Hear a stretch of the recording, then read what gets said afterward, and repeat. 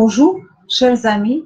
Aujourd'hui, on va commencer la lecture du livre Les mystères de l'inconscient cachés sur l'île de Nureyev de Mariana Alanskaya.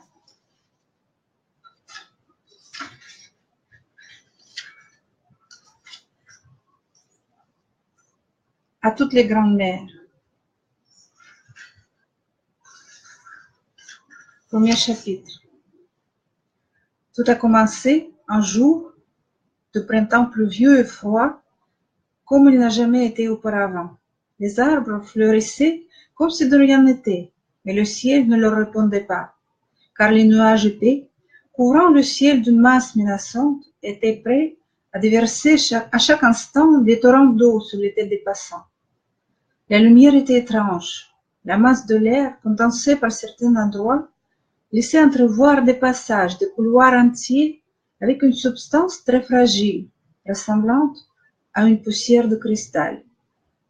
Les rares rayons de soleil jouaient dans les milliers de facettes de cette poussière en s'éclatant en couleurs de l'arc-en-ciel. Et cette masse vibrante laissait naître une vague impression que tout est possible à cet endroit. Elle aimait venir sur cette place, car ici, et uniquement ici, elle ressentait chaque fois la même chose, que tout est possible dans la vie, que tout ce qu'elle vivait en ce moment n'était qu'un prélude, une répétition, à chaque chose, à quelque chose de très magique, à la limite de l'imaginable, du compréhensible. Chaque fois qu'elle se retrouvait sur cette place, quelque chose se passait. Difficile à décrire. Toutes les pensées se condensaient dans sa tête et se cristallisaient en images de sa vie future.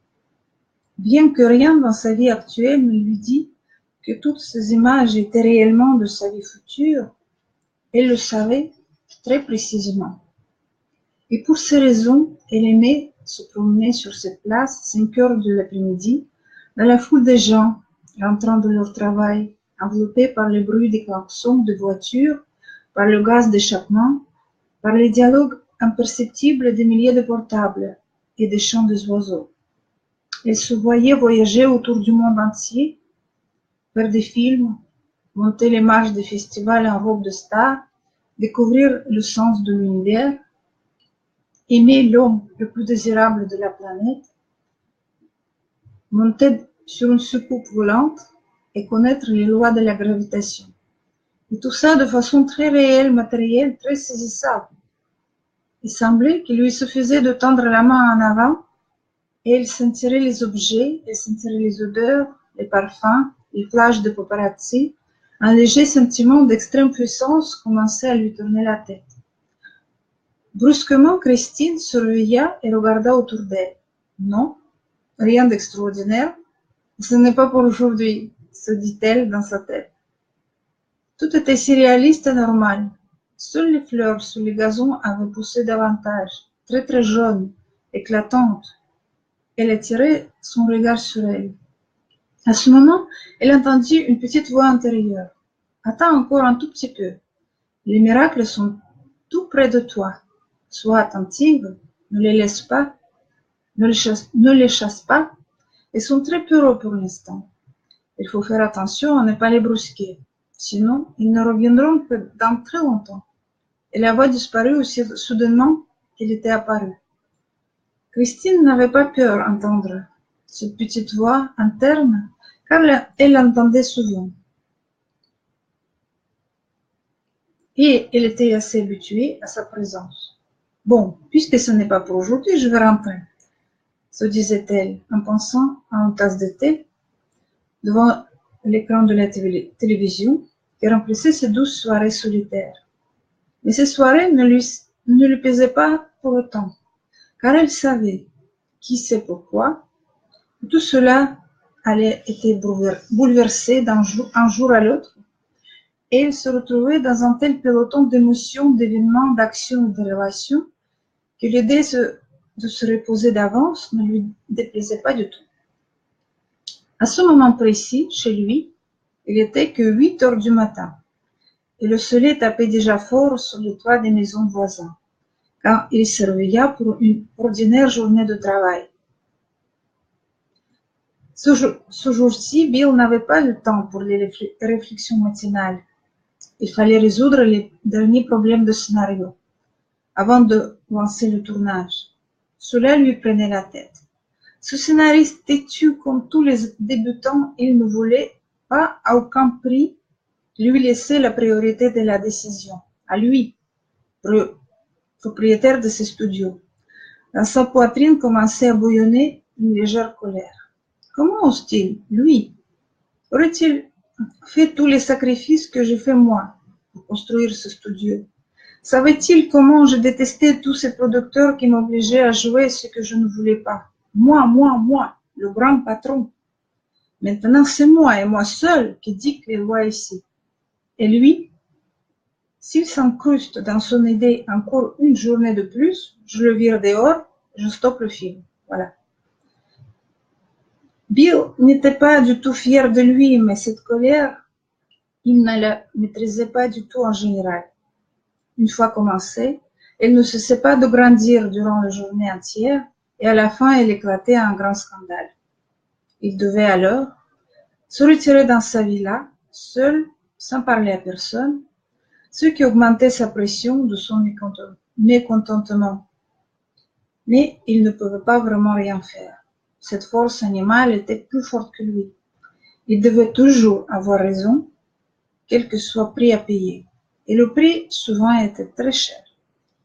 La dernière fois, au studio, encore grand studio où il faisait ses meilleurs films, les conflits étaient vraiment stupides. Il refusait de répéter la dernière scène de la journée après le second rôle, puisqu'il lui fallait rentrer plus tôt pour passer 3 minutes de plus avec une nouvelle copine. Il éclata tout le tournage, le producteur ne voulait plus entendre parler de lui, et cette copine ne restait que 3 semaines pour disparaître à jamais.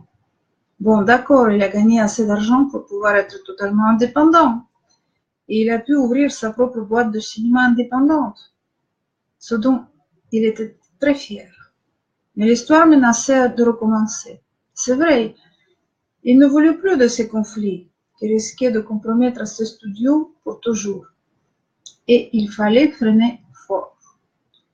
Et c'est exactement ce qu'il ne savait pas faire. Bill était beau, grand et musclé. Il avait tellement travaillé sur son physique qu'il avait réussi à le transformer complètement.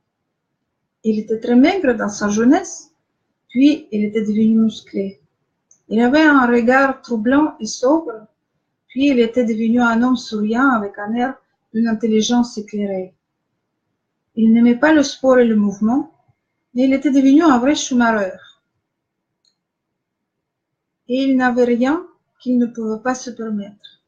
Mais une chose ne lui obéissait pas. C'était sa conscience. Et plus il avançait dans sa vie, plus cela devenait insupportable.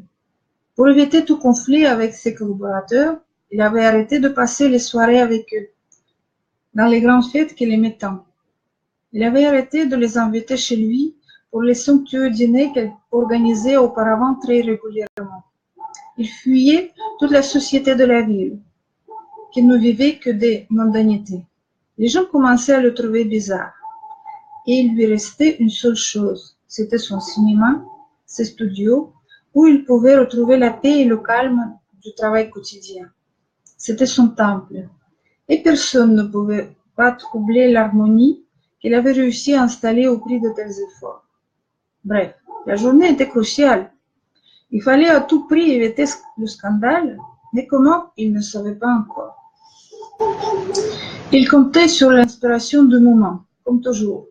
Mais cette fois-ci, contrairement à ses habitudes, avant de quitter son salon, il s'arrêtait devant le divan, s'assit dessus et se mit à regarder les rayons du soleil. Ils étaient bien forts, malgré les lourds stores couvrant les grandes baies vitrées de la terrasse. Les rayons traversaient le bouquet de tulipes sur la table devant le divan. Et pour la première fois de sa vie, il commença à contempler les pétales de fleurs.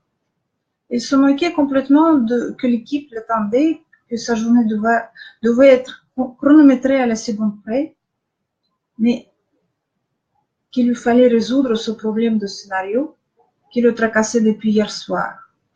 Il regardait comment l'air tremble par milliers de petites poussières, comment les fleurs respirent et tournent légèrement leur tête vers le soleil, comment les rayons les enveloppent très doucement, tendrement, en évitant de les brusquer. Et, pour la première fois, il demanda de l'aide. Bill ne savait pas exactement à qui il s'adressait. Sans aucun mot, il proférait ses pensées vers l'univers. Il était déjà 10 heures du matin, mais Bill ne bougeait pas, concentré sur les pétales des tulipes. On va continuer demain.